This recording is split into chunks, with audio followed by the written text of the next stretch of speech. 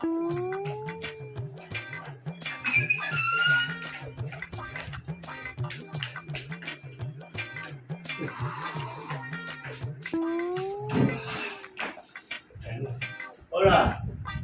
এই খেলা জলদি আহা খেলা বহুত ডাঙৰ কাম এটা হ'ল ফেক্টৰী খেলা আহা হ'ব মোৰ জীৱনটো শুনিছা জলদি আহা কি হ'ল হে কিয় মানুহে ভাগ কৰি আছে মই হুলস্থুল কৰি কি আহিছে কি হ'ল এই নকবা বুইছা ফেক্টৰীত জুই লাগিলে 14-15 জন 15 জন মানুহ আছিলে 14 জনেই স্পট ডেড ইলেক্ট্ৰিক শ্বক লাগিলে শ্বক লাগোতে গোটেইখিনিয়ে খতম হ'ল এতিয়া কি কৰিম কোৱাচোন 14 জনৰ ভিতৰত এজন মইহে বাচি আহিছোঁ কেনেকৈ বাচিলোঁ তুমি জানা কি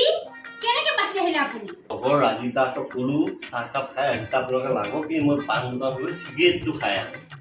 এই চিগাৰেটটো খাবলৈ যাওঁতেই গোটেই ফেক্টৰীটো জ্বলি গ'ল এতিয়া মইহে বাচিছোঁ এতিয়া মই শুনা পাই আহিছোঁ